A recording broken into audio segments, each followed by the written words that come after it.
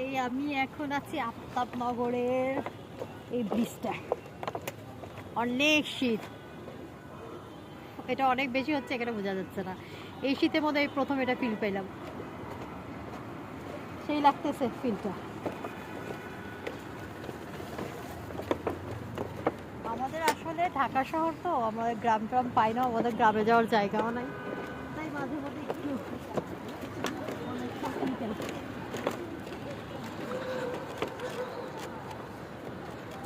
এই জায়গাটা খুব ভালোই লাগে, একটু পেছনটা নাও, ভালোই লাগে এই জায়গাটা।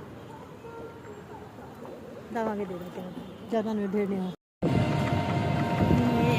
আমরা এখন বনশ্রী থেকে আর কি এখন আমরা পুরান ঢাকার দিকে। অনেক শীত, অনেক অনেক ঘোলা ঘোলা হয়ে গেছে সব জায়গা।